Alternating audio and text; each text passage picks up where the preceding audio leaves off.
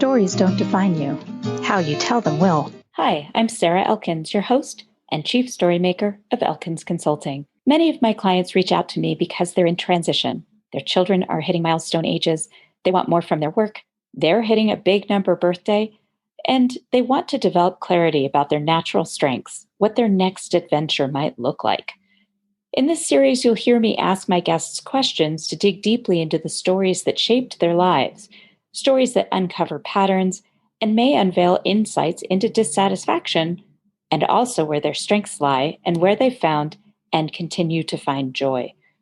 This podcast's intention is to have listeners think of their own related stories and how they tell them, discovering the internal messages that are limiting their success, and discovering how to shift their stories so they become positive life lessons to move them forward.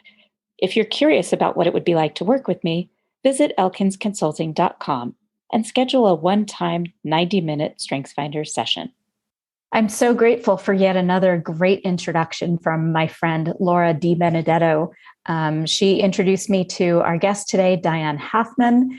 And listeners, you are in for a treat today. As soon as I met this woman, I knew she was going to have stories that were going to really get us going, and probably uncover some of your own stories told from a different perspective. So Diane, thank you so much for joining me today. Sarah, it's great to be here. I love just what you're up to with stories. It really helps people just see what's the patterns and things in their lives. And I think it's just awesome what you're up to. Thank you. It is kind of amazing how those patterns start to be more clear to us after we start sharing our stories with intention. So that's part of why I was so interested in speaking with you, because of how you tell your stories. Let's start where I always start, which is I would love for you to share with our audience something about yourself that they wouldn't see in your bio or your resume or on your LinkedIn profile. Something that will give our listeners a little insight into who you are outside of what we talk about in more depth. Yeah. So when I was actually retiring from the police department, I became the liaison between a friend of mine where her 7-year-old daughter had been kidnapped and subsequently murdered. And so I was a liaison between the police department and her family. And I was part of the team that led the largest volunteer effort to help find a child nationwide.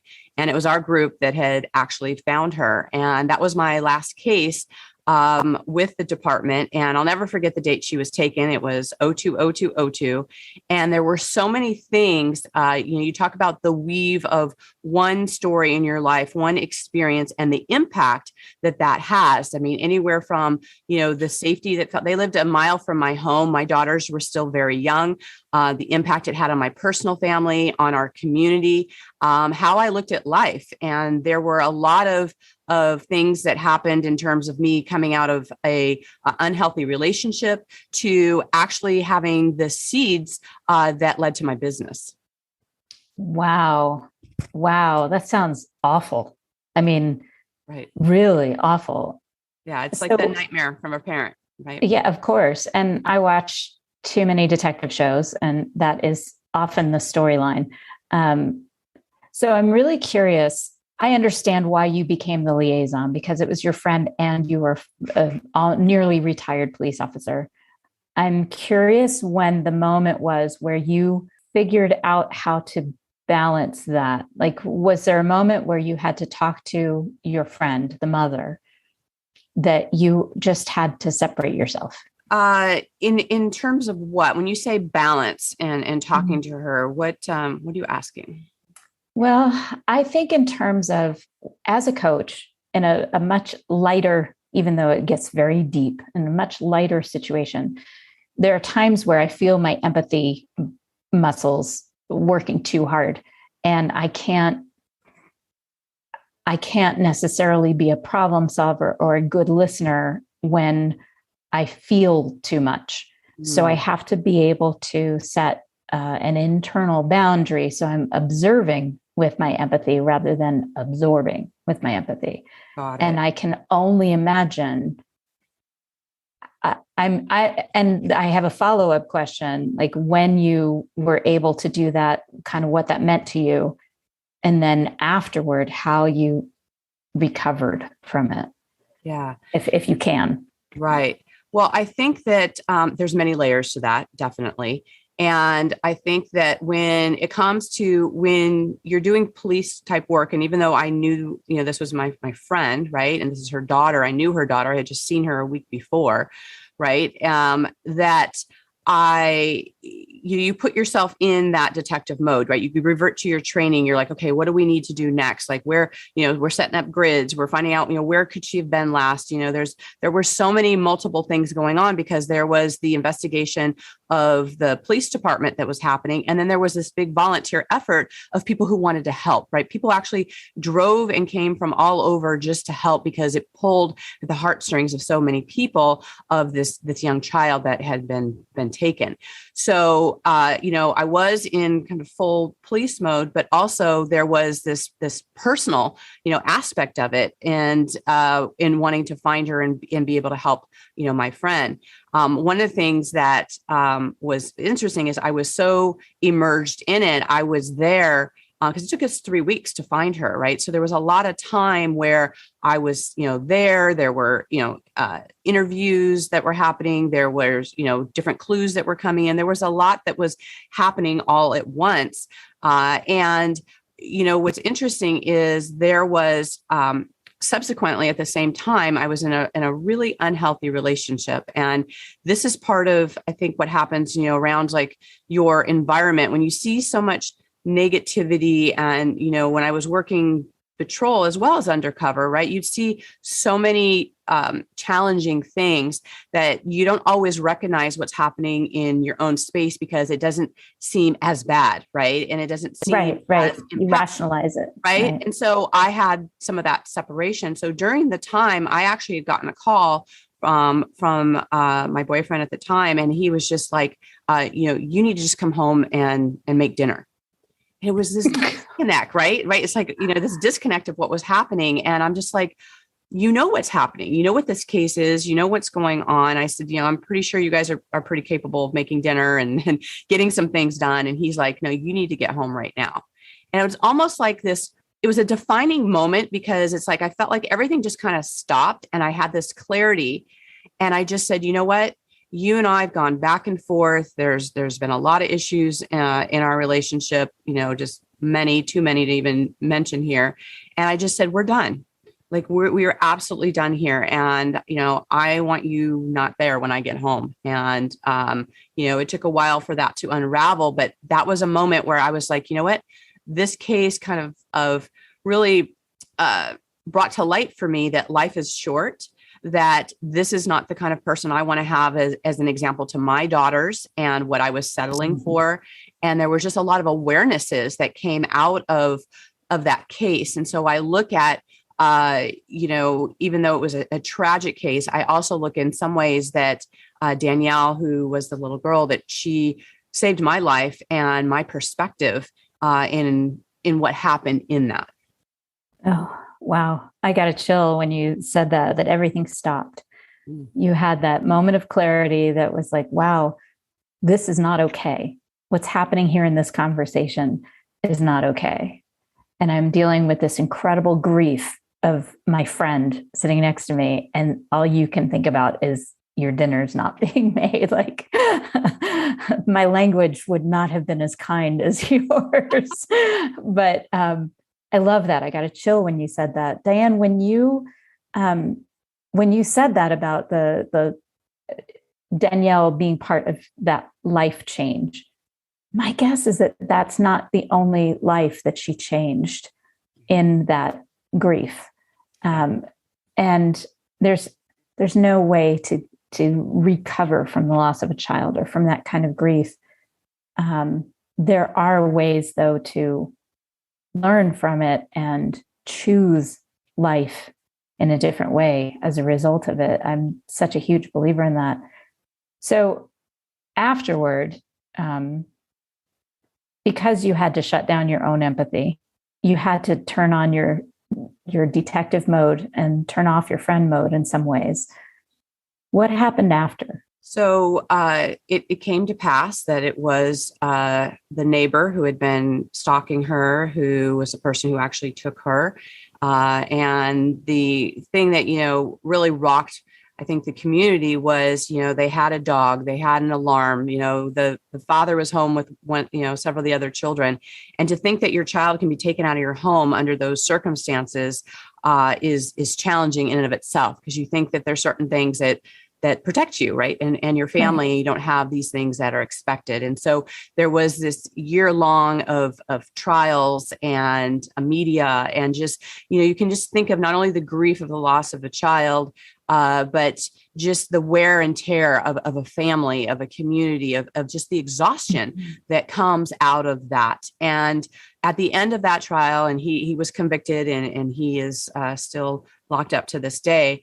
There was someone who wanted to do something good for the mother, for myself, for one of the other ladies that had helped in the team, and had donated for us to go to a place called Canyon Ranch in Tucson, Arizona, for a week. And I had never been to a place like this before. And one of the things.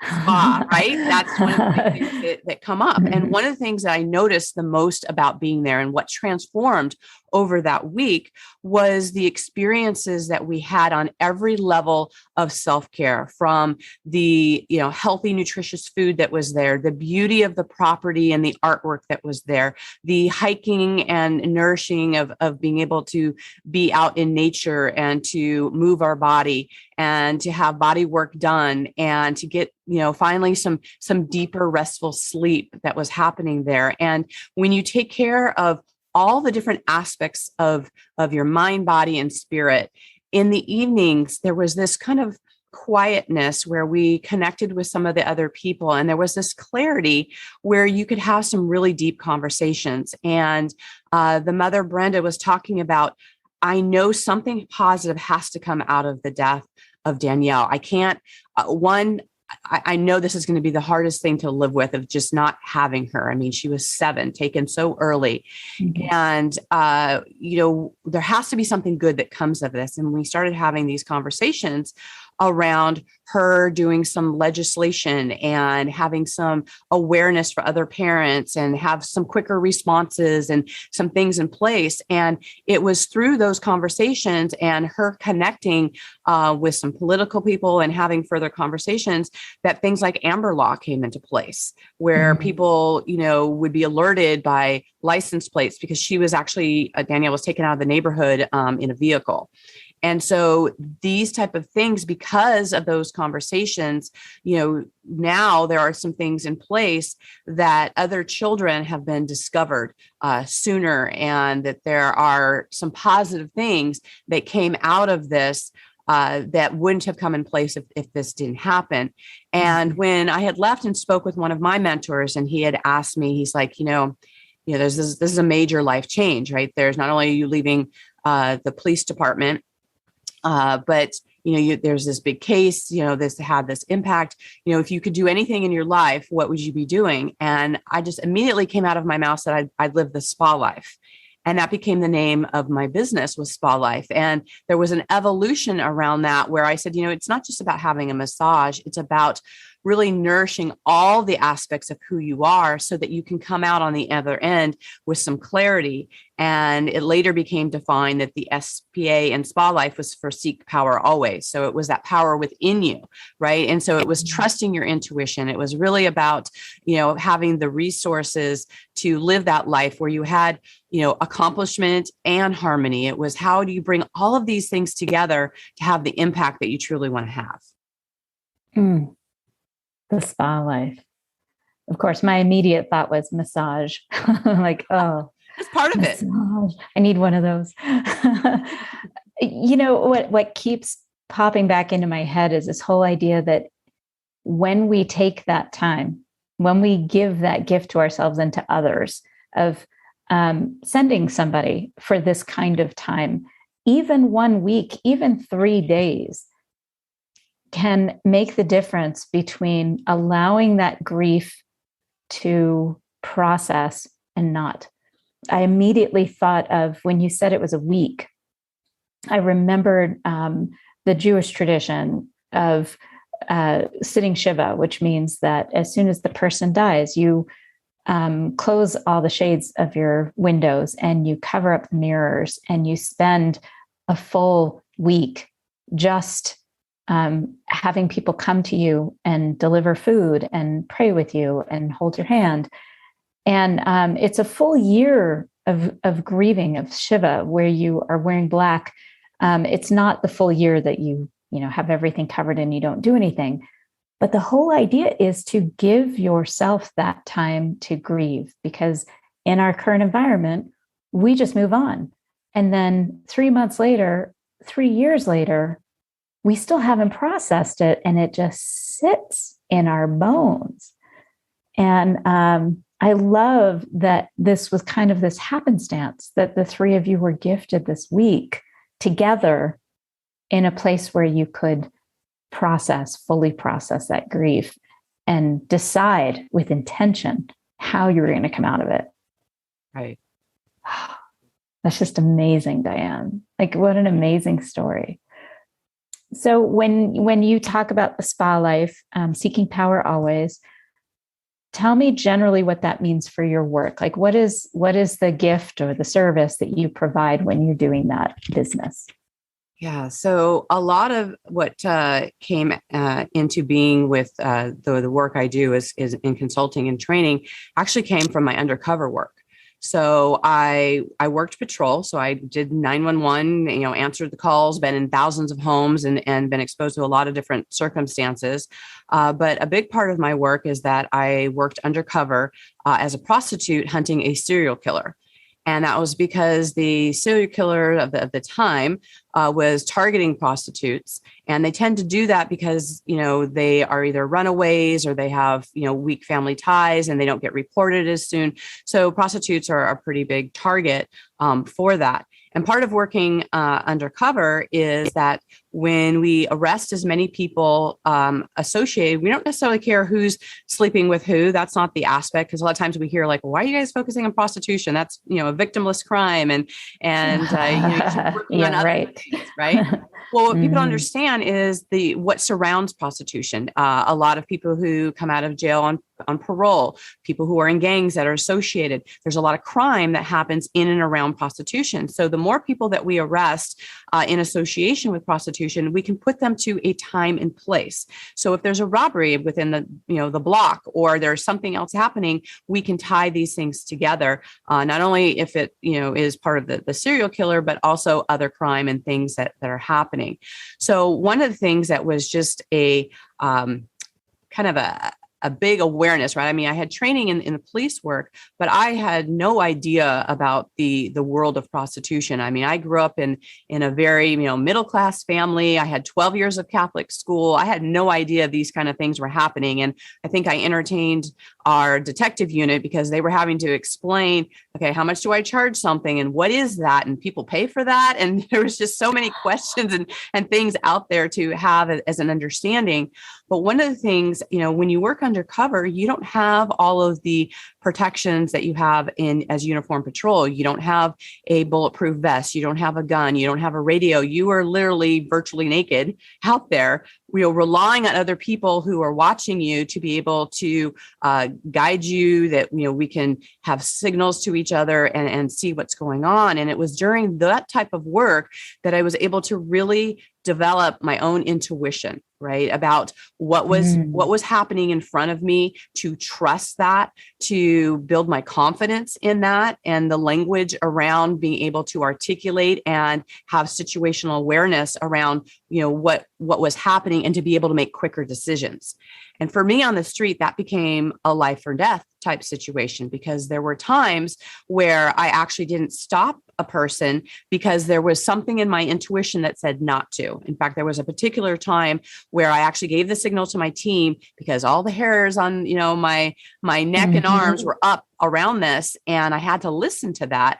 And when I did, I had the officers stop this car a couple blocks away, and come to find out this person was a 1035, which was a armed and dangerous, felon. and had actual gun in the car.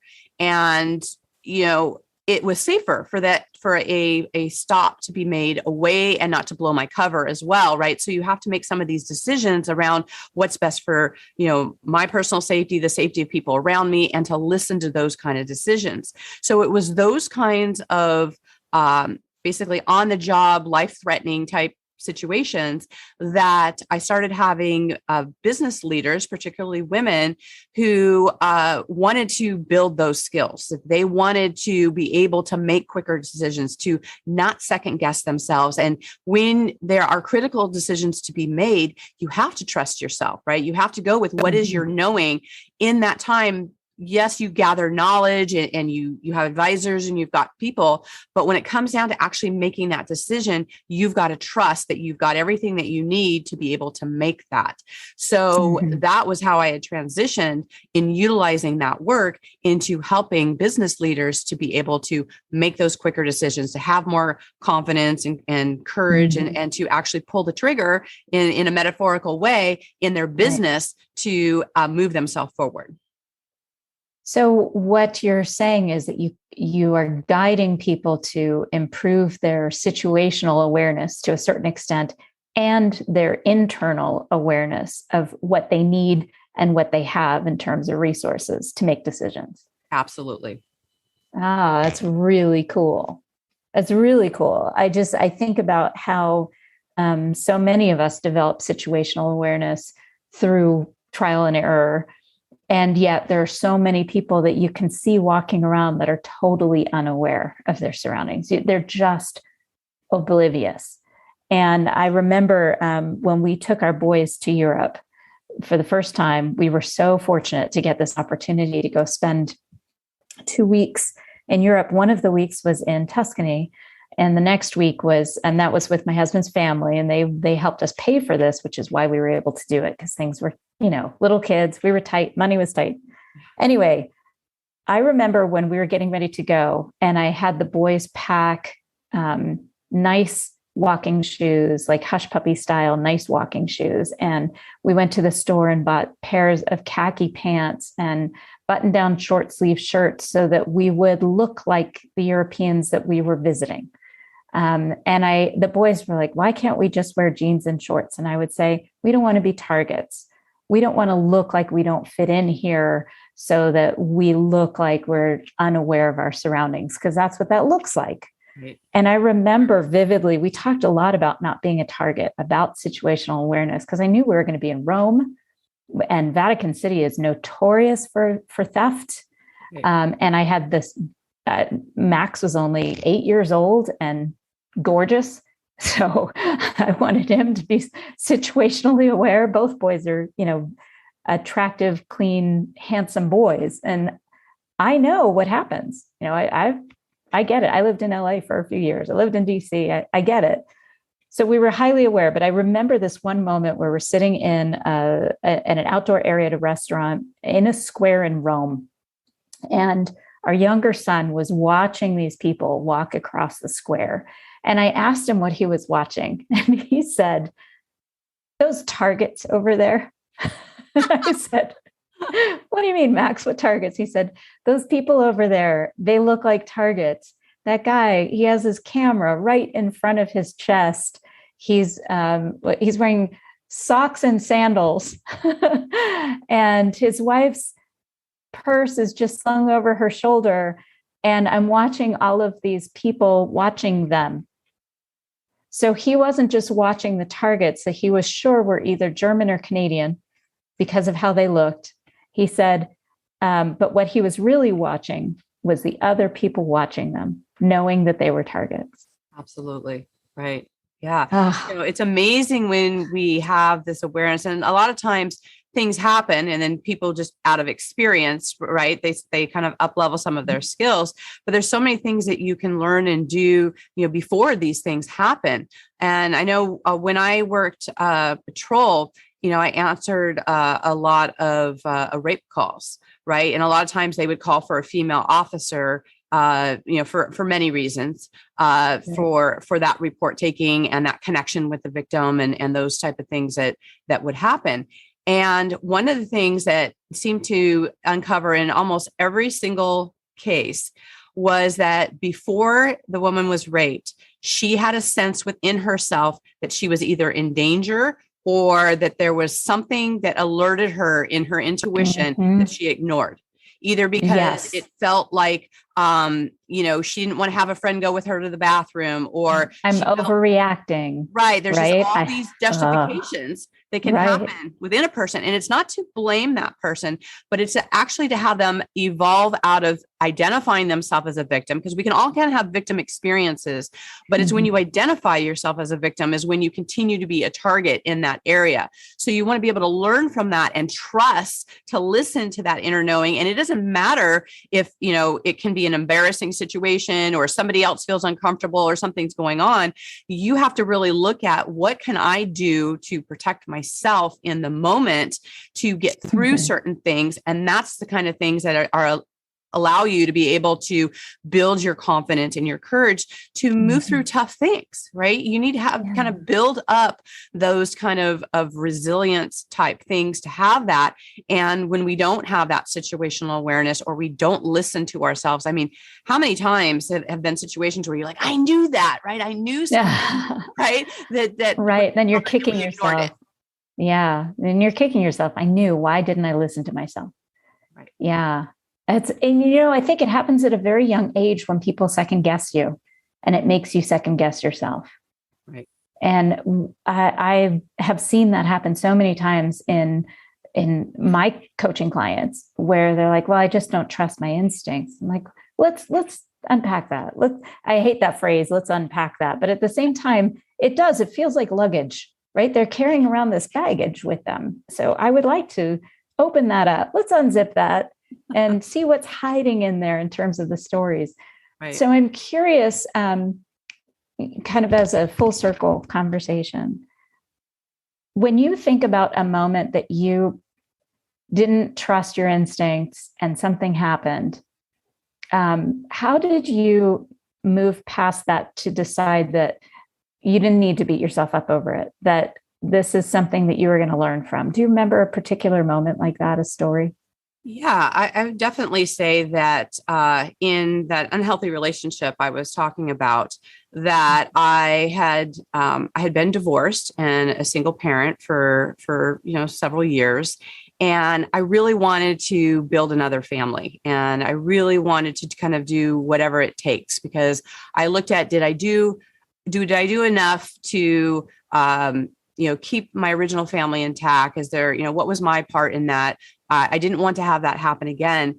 And one of the things is when I was in, early on in relationship with this person, there were clues, right? There were things that were there that this wasn't the best choice, right? There were things that there was a lot of narcissistic behavior. There was a lot of controlling behavior. There were a lot of things that I didn't listen to early on that I mitigated, that I basically said like, oh, he had a stressful day, or there was, that's not that big a deal. And didn't we have a great family vacation? And just, the number of years that I was in this relationship, just trying to force and make it work when I knew that it wasn't the best thing. And it took the case with Danielle to be like, enough is enough, right? Life is short. I don't want this for my children. This is not a good example for them. It's not good for me. There were tolerations that were in there.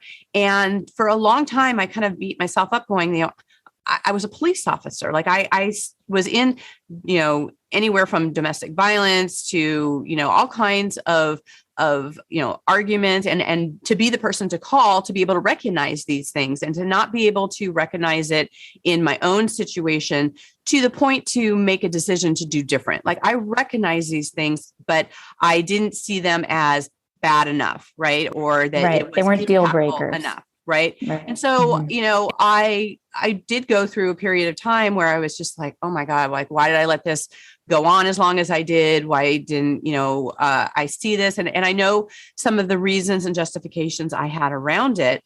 But one of the things I looked at is, okay, what were the good things that came out of this? Because I absolutely believe things are presented to us to learn from them, to have some awarenesses and not get stuck in the aspects of that second guessing, right? And that's where we get into those loops of not trusting our intuition, because we've got scenarios where, we didn't make good choices. And so we can get stuck in that loop of not trusting ourselves. Yeah, so I don't make good choices. Yeah. I've heard that so many times. Absolutely. Right. And so, you have to shift that around and say, okay, that maybe wasn't a good choice, but you have to be able to then discover what were some of the good choices that you made and what were some good things that did come out of that. And, what did you learn from that? And so, those become the arsenal of your life experiences and things that you're able to then, as a coach, trainer, or consultant,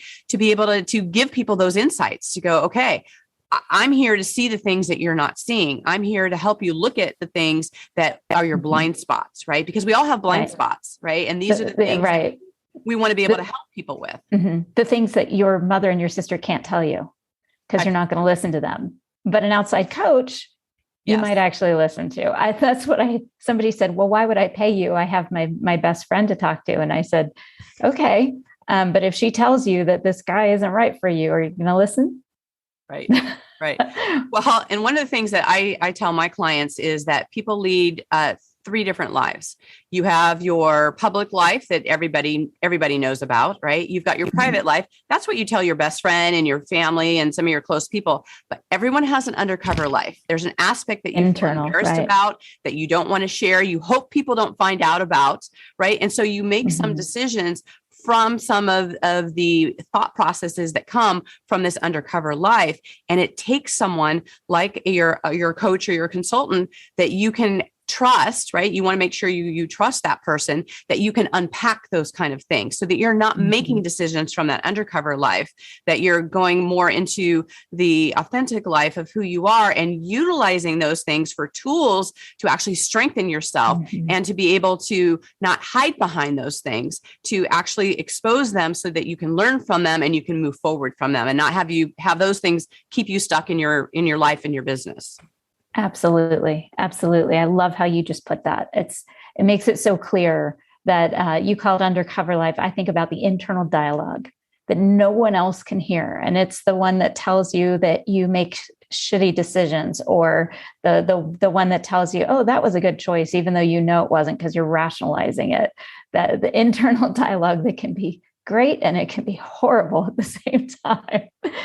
So I want to come back, just swing back one more time to this decision to leave that former relationship, because I think you've probably leaned into this method or strategy many times, but this is the one. There are at least 3 times you mentioned, this is not what I want for my children. And I'd love to hear a little bit about that moment where you realize I am modeling the wrong things for my daughter. Right. Well, my daughters were used to seeing me, especially, as a police officer and then as a single parent. And, I worked a lot of overtime to be able to do my mortgage payment and do these things to help them have a better life. And when, they could see that I would get into, arguments with this person, they would see that I could tell that they would see when there was irrational conversations that were happening and that there were decisions that were being made to kind of keep the peace versus actually standing up for myself. And, when I think children see some of these things over, they don't see some of the reasons that you're making these. They just see what you're doing, right? It's kind of that whole, you can say things and then they can see the actions that you're doing. So for me, it was more about the actions that they were seeing. And I could tell that there were things coming up where my daughters were building, some resentments, some lack of trust for men. I'm sure on some levels, some lack of respect for me, in going like, why is my mom, who can do all these things in other areas, that this is her kryptonite, right? This is an area that she's not making great decisions in. And so it it took that full circle moment as well for me to have a conversation where I actually had talked to them about, they of course were happy that I had ended that relationship, but I had some conversations with them at different stages of their life of, I'm hoping that this is going to be a learning moment for you to both trust yourself and to, learn from mistakes that I made and to make different decisions and to have someone, whether it's you can talk to me about it or your friends or someone else, to really make those decisions with what's best for you. Right. And that's in alignment with your own integrity and your own truth. And I think those are some of the best lessons that we can do for our children, is that there can't be that expectation to be perfect, right? We're not always going to make the best decisions. And anyone on the outside who hasn't walked your shoes could say like, oh, well, would have made this decision, or this would have happened, or any of that. But, those life choices that we make, we don't always see them when we're in it. Right. It's till we get that perspective, or there's something that shifts or changes. The hope and the intention is that you're going to learn from them and that you're not going to continue to make them, but you have to be able to recognize it in order to make the changes around that. And I think that those are the things that, as our children don't come with operational manuals that, if you have multiple children, they can be very different. Right. And those are some of the things I learned too, is parenting my children differently. I always thought, you need to parent them the same to be fair. Right. Well, that's not the case, right? It doesn't work. It doesn't work that way. Those were things I learned along the way as well, is that they assimilated things differently.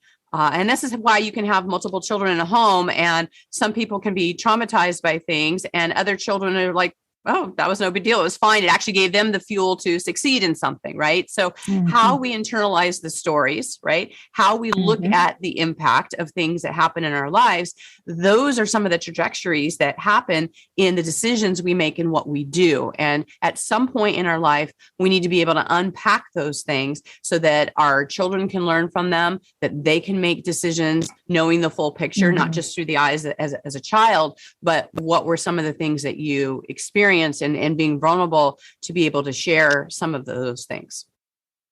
You just said it exactly right, to be vulnerable to share these things. I know that our children benefit from us having these frank discussions with them of, I've made a mistake. This was not a good idea. This is what I learned from it. And this is why I am sharing it with you, because I know you saw me do that. I think not enough of us have those conversations with our kids, acknowledge that we did something wrong, apologize to them when we do something or say something that hurts their feelings, and yet still be a parent. I just had this conversation with another friend of mine about accessing that part of our relationship with our children, which is, I made a mistake. I want to hear what you think of it. I want to hear what you saw and why you think it might have been a mistake, because their perspective of it is totally different, because they don't hear your internal dialogue. They are only seeing what's going on, as you mentioned. So I love that. And I so appreciate that part of this story, that you had these conversations with your daughters, because if we don't acknowledge those things, then we don't have what you mentioned, that I call it evidence, that we have the resources and the instincts to make better choices in the future. You have all this evidence now, and the stories, ammunition, if you will, to counter or contradict that internal message that wants you to stay small and not hold your power and find it. So, I just love that. I love that you talk to your daughters like that. It makes me so happy. So, and that happened in stages, right? Of course, it's a process.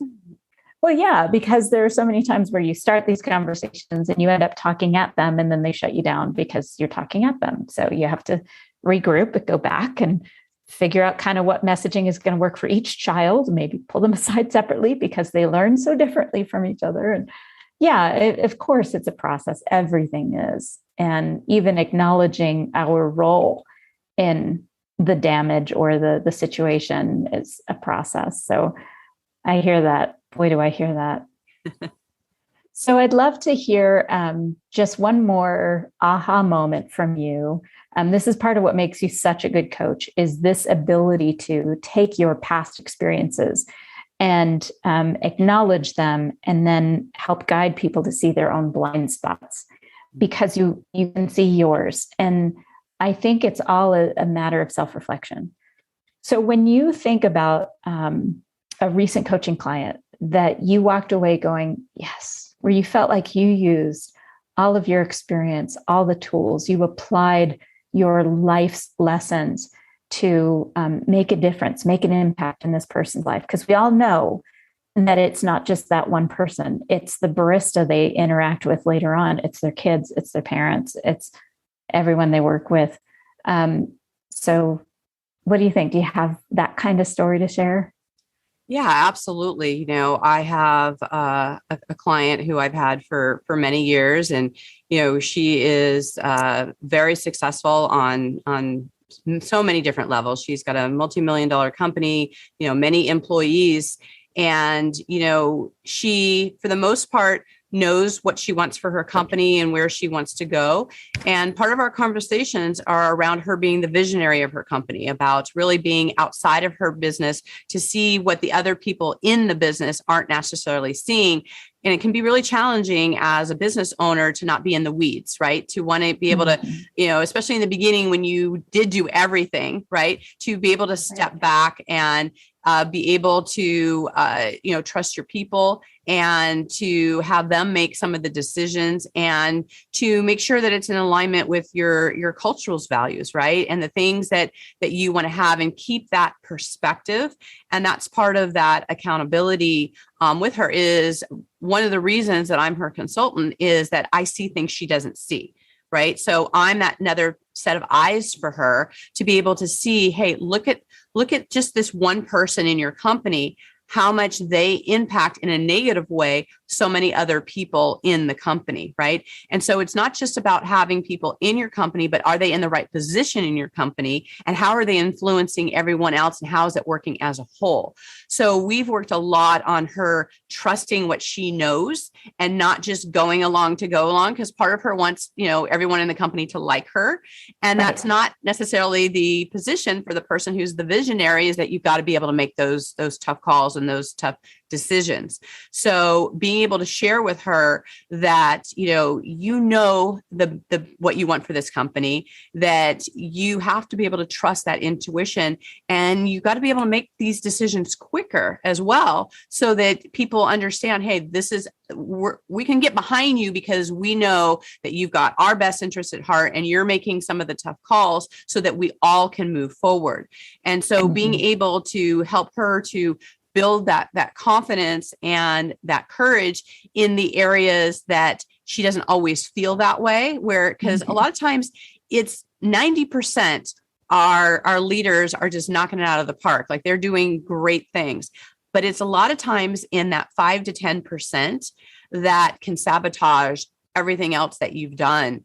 And to have someone to help you be aware of those areas so that those don't take out your bigger visions and what you want for the company is an important person to have as an asset with you to make those tough calls. Agree. Totally agree. And this actually comes back to the application of how you know these things. When you said you want your daughters to know that they can talk to you or to someone else, that caught my attention, because I know that some parents have a hard time recognizing, embracing the value of other adults in your children's lives to be resources for them. I'm a big believer in having a community help raise my children. And I think it's part of why they're such great young adults now, is because they have always had other resources, because they're not always going to come to you. Right. You can't expect them. There are things that I didn't go to my mother, and we're very close. But sometimes you need that external dialogue with somebody who isn't necessarily connected directly to the outcomes of your decisions or your stakeholders, So I love that you say that, because it's the direct application here. When you're talking to an executive and they need somebody to share these ideas with, to see their blind spots, someone who is unaffected by the outcomes of their decisions, so that they know they're coming from a place of understanding the deeper vision and the broader vision for that person and their business and their lives, their relationships. Oh, I love that. Awesome. Very cool. So if you had an opportunity to share a bit of wisdom or potentially a theme song for our listeners, what would that be as we wrap up and you want people to know something about you and about your impact? Well, I would say that one of the things I always tell my clients is that you are your own power. That power is not something that happens outside of you, that you are it, that it is within you, and to trust it, right? And that those first gut things that come to you, they're important. They show up for a reason, and to be able to listen to that. Perfect. So what's your theme song? My friend Neil Hughes, who does a tech podcast, he's been asking his guests what their theme song is. So I just have to ask you because I'm thinking about it. So funny when you think about, like, when you listen to songs, right? You have so many different songs that you listen to, and to have one that just like pops out at you is like, gosh, well, I'll give you mine. I'll give you one of mine. I have 3 or 4 that I call on when I need a theme song. So for instance, when I need to be powerful speaking or singing for a performance, sometimes I'll have I feel good. Da-na-na-na-na-na. I knew that I would. I'll have that in my head, James Brown. But then there are other times where I just want an internal power, feeling really positive and engaged. And I'll have Etta James, feeling good. Birds flying high, you know how I feel. You know that one? Yeah. You know, when you were saying that, one of the things that it's an old school song, but Freedom by George Michael. You know, that is always one of those things that it was just like, you know, especially now in this time and age where it feels like, you know, a lot of freedoms are slipping or people are giving them away, to just know, like, what you can be as expansive as you want to have. And freedom is something that you actually have to claim. And so songs like that, you know, really just kind of reiterate, like, what do you stand for? You know, what are you willing to do for your freedom, and who are you? And those are the kind of things that's one of the things I love about music, is like the words and certain phrases will just call out at you. And I don't always know the name of a song, but like there'll be certain phrases where it's like, yeah, right. That's just like the strength that you have. I can own this, right? Right. Oh, I love that. Freedom, George Michael. Gosh, I loved his music back in the 80s. Oh my goodness. That just brought back a whole playlist in my head from the 80s. Diane, this has been such a pleasure. I sincerely appreciate the time that you've taken to chat with me, to share your stories, to dig deep and really think about that impact of your words. I appreciate you. So thank you for joining me. Thank you. It was my pleasure being here, Sarah. And for our listeners, I will have links to Diane's website, to a few other ways for you to get in touch with her, to follow up. And I might just embed a few theme songs on the blog post associated with this podcast. Thanks for listening. Bye-bye. Are you ready to start your story portfolio so you have the right story ready to share when the opportunity presents itself? When you're ready to get started, my book, Your Stories Don't Define You, How You Tell Them Will, is available in all the regular places, and the audiobook version is available on Google Play and on my website, elkinsconsulting.com. As a special bonus for listeners, the audiobook includes 2 songs recorded by my band, Spare Change, in my living room in Montana. Also on my website is a free podcast interview checklist. It's available to download to make sure you make the most out of your next podcast interview. If you enjoyed this podcast, please feel free to rate the podcast and leave a review, and let me know that you've done it so I can thank you properly. Thank you.